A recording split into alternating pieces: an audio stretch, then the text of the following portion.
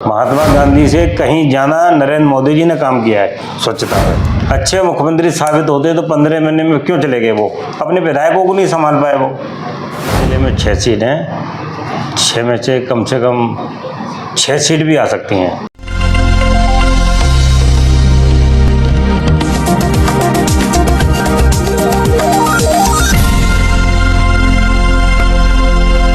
नमस्कार दोस्तों, मध्य प्रदेश की राजनीति में इस समय हलचल है और विगत आज से 16 दिन बाद मध्य प्रदेश में मतदान होना है। तय होना है कि मध्य प्रदेश का इस बार कौन होगा बेताज बादशाह। क्योंकि जिस तरह से आप लगातार तमाम आंकड़े देख रहे हैं, कोई कांग्रेस कोई भाजपा की बात कर रहा है, लेकिन मुरैना जिले में जो हलचल है वो मध्य प्रदेश की राजनीति में कहीं नहीं होगी। क्योंकि मुरैना में बड़े बड़े चेहरे इस समय विधानसभा के चुनाव में प्रत्याशी हैं। केंद्रीय मंत्री नरेंद्र सिंह तोमर जी जो यहाँ से सांसद हैं, केंद्र में कृषि मंत्री हैं, वो दिमनी विधानसभा से भी चुनाव लड़ रहे हैं। तो मुरैना इस समय मध्य प्रदेश की राजनीति में सबसे प्रथम स्थान पर चर्चाओं में है। और मुरैना के एक ऐसे राजनेता जो आज तक कभी चुनाव नहीं हारे, कई बार सांसद रहे, मुरैना के महापौर रहे। अशोक अरगल जी मेरे साथ में हैं, इनसे जान लेते हैं हम कि इस बार मुरैना में नहीं मध्य प्रदेश में भाजपा की हालत कैसी होने वाली है। क्या जिस तरह से भारतीय जनता पार्टी ने टिकट बांटे, ये कहा जाए बड़े बड़े धुरंधरों को यहाँ पर मध्य प्रदेश में विधानसभा के चुनाव में उतारा है, उससे कितना फायदा भारतीय जनता पार्टी को मिलने वाला है, या ये कहें कि इस बार भारतीय जनता पार्टी डरी हुई है। ये सारी बातें जानेंगे हम पूर्व सांसद पूर्व महापौर अशोक अरगल जी से। सर, पहले तो आपका बहुत बहुत स्वागत है लोकनायक न्यूज में। क्या लगता है इस बार 2023 का जो चुनाव है वो भाजपा के लिए तो करो मरो का है ही, लेकिन ये चुनाव तय करेगा 2024 की राजनीति को। और इस चुनाव में कृषि मंत्री तक चुनाव मैदान में है, तमाम केंद्रीय मंत्री चुनाव मैदान में है। तो किस तरह देखते हैं, क्या डर लग रहा है भाजपा को इस बार? देखिए, भारतीय जनता पार्टी कभी चुनाव से डरती नहीं है और भारतीय जनता पार्टी एक विचारों को लेकर काम करती है। पिछले समय 2018 के चुनाव में जरूर मुरैना में कोई सीट नहीं जीत पाए, लेकिन इस बार खाते खुलेंगे।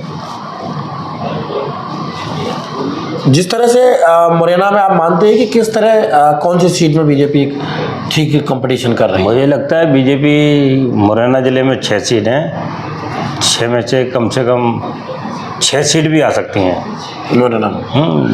केंद्रीय मंत्री नरेंद्र सिंह तोमर के आने से क्या लगता है, भाजपा कहीं मजबूत हुई है? उनके आने से ही तो 6 सीट जीतेंगे। उनके आने के बाद ऐसी? यस। अभी लोगों में ये भी चर्चा है कि केंद्रीय मंत्री मुख्यमंत्री भी हो सकते हैं। भाजपा में ऐसी कोई पॉलिसी है कि इस तरह कोई वादा करके उतारा जाए या क्या? भारतीय जनता पार्टी में कभी किसी को वादा नहीं करते। आज से कल का कोई भरोसा नहीं है, वो कोई भी हो सकता है।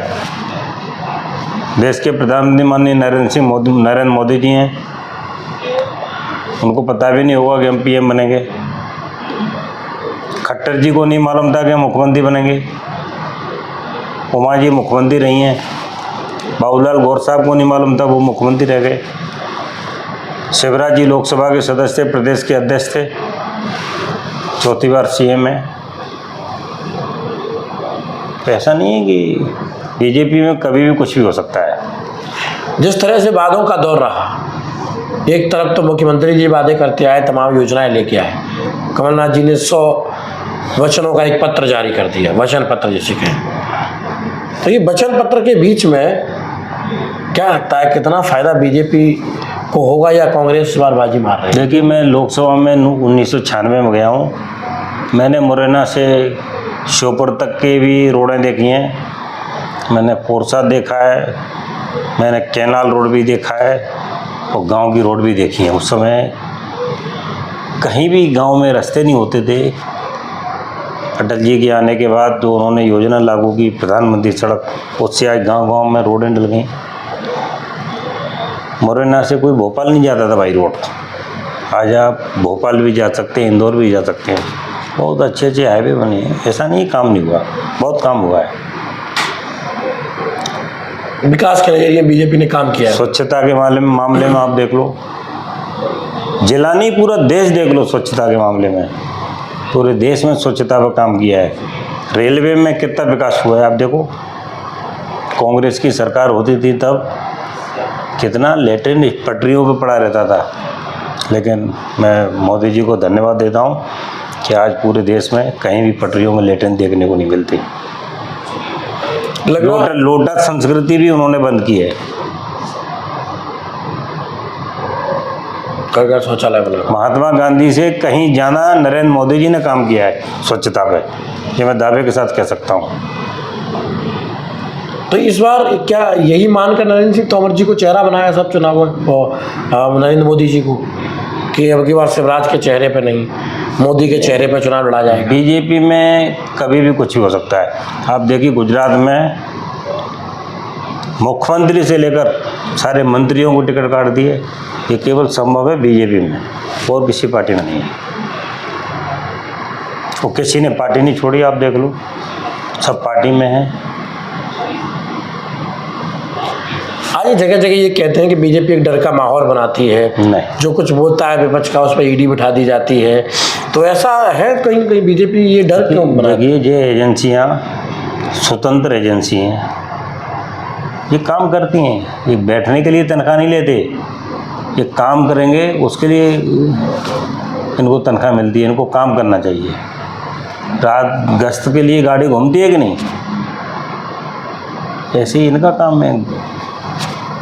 हाँ जी, एक बहुत बड़ी बात यह है कि चंबल जो है 2020 में उपचुनाव हुए, 2018 में कांग्रेस भाजपा की सरकार चली गई, तो 18 में एक दलित वोट जो बड़ा वोट था वो कांग्रेस को ट्रांसफ़र हुआ और बीजेपी की सरकार बन गई। इस बार दलित कार्ड भी खेला है, तमाम वादे भी किए हैं और तमाम योजना भी लेकर आए और तमाम लोगों के लिए तमाम व्यवस्थाएं जिस तरह से बनी वो शिवराज जी ने की हैं, लेकिन लगता है कि क्या वो दलित वोट को इस बार लुभा पा रहे हैं? देखिए, ये तो दलित वोट भी बुद्धिजीवी वोट है। यदि भारतीय जनता पार्टी ने अच्छे काम किए हैं, लोकहित के काम किए हैं, तो उनको भारतीय जनता पार्टी को चुनना चाहिए, मैं ये मानता हूँ। यदि हमने अच्छे काम नहीं किए हैं तो फिर वो स्वतंत्र हैं। यदि हमारी पार्टी ने अच्छे काम किए हैं तो हमारी पार्टी को उनको मदद करना चाहिए। कमलनाथ जी कह रहे हैं 150। देखो, कमलनाथ जी का अलग मैटर है।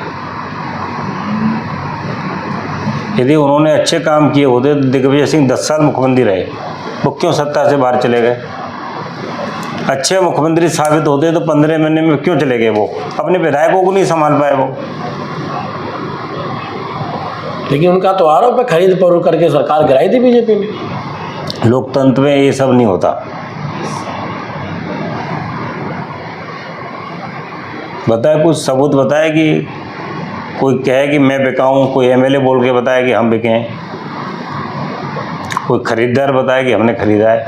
ऐसा थोड़ी कोई मंडी थोड़ी लगती है। जिस तरह से कांग्रेस ये बात कर रही है कि हम 150 सीटें ला रहे हैं, जीत के आ रहे हैं, और तमाम टीवी चैनल भी दिखा रहे हैं कि कांग्रेस आ रही है, कांग्रेस आ रही है। भाजपा में इस चीज़ का मैसेज तो है, भाजपा की प्लानिंग क्या है?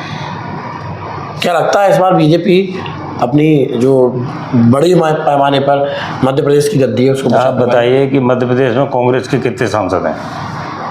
ठीक है, ठीक है। यदि उन्होंने अच्छे काम किए होते, उनकी पॉलिसी अच्छी होती, तो एक से उनकी संख्या बढ़ती, क्यों नहीं बढ़े? वो तो सत्ता में रहे 50 साल तक, दिल्ली भी रहे, मध्य प्रदेश में भी रहे, लेकिन उन्होंने अच्छे काम नहीं किए। उनके लोग केवल चुनाव जब आ जाता है तो 6 महीने जनता को गुमराह करते हैं, कहीं से भी इनको भ्रमित किया जाए, तो उसका फ़ायदा लेते हैं वो लोग। आप भारतीय जनता पार्टी में एक अजय प्रत्याशी हैं जो कभी नहीं हारे किसी से भी, कोई भी चुनाव लड़े लोकसभा से, आप या ये भी मान लो, फिर भी भारतीय जनता पार्टी ने आपको दरकिनार कर रखा है। देखिए, भारतीय जनता पार्टी ने मुझे 27 साल में लोकसभा का चुनाव लड़ाया। मैंने सोचा भी नहीं था कि मैं सांसद का चुनाव लड़ूंगा, क्योंकि बीजेपी ने चुनाव तो लड़ाया मेरे को। 96 में लड़ाया, 98 में लड़ाया, 99 में लड़ाया, 2004 लड़ाया, 2009 लड़ाया, 15 में महापौर का लड़ाया। ऐसा नहीं है कि भारतीय जनता पार्टी मुझे चुनाव नहीं लड़ाए। 6 चुनाव मेरे पिताजी को लड़ाए, 4 लोकसभा 2 विधानसभा। मेरे पिताजी दतिया जिले की सेवड़ा से भी चुनाव लड़े हैं। तो इस बार क्या लगता है आपको कि तो इस विधानसभा में चर्चाएं भी थी कि आप एक अच्छी सीट से विधानसभा लड़ेंगे, लेकिन ऐसा कुछ हुआ नहीं। बीजेपी है, बीजेपी कभी भी कब कहाँ उपयोग करे, ये बीजेपी का संगठन तय करता इस है। बार लोकसभा में क्या है आपका चुनाव लड़ने का कोई प्लान है? भारतीय जनता पार्टी चुनाव लड़ाएगी तो हम चुनाव लड़ने को तैयार हैं, भिंड से भी लड़ने को तैयार हैं, और मुरैना लड़ाएगी तो मुरैना भी लड़ने को तैयार हैं। कहीं से भी लड़ जाएगा। हाँ। लेकिन आपको क्या लग रहा है 23 में मुरैना में कहाँ देख रहे हैं आप कि क्या नरेंद्र सिंह तोमर को उतरने से भारतीय जनता पार्टी को बड़े पैमाने में फायदा होगा, या कहीं ऐसा तो नहीं है कि भारतीय जनता पार्टी जो सोच रही है वो कुछ है नहीं जमीन पे? अब सोच तो रहे हैं कि फायदा होगा। यदि उन्होंने अच्छे काम किए हों तो फायदा होगा। अभी बलबीर ढिंडोतिया जी का आरोप लगा रहे थे कि प्रशासन में एक तानाशाही चल रही है, हम लोगों को धनकरार किया जा रहा है।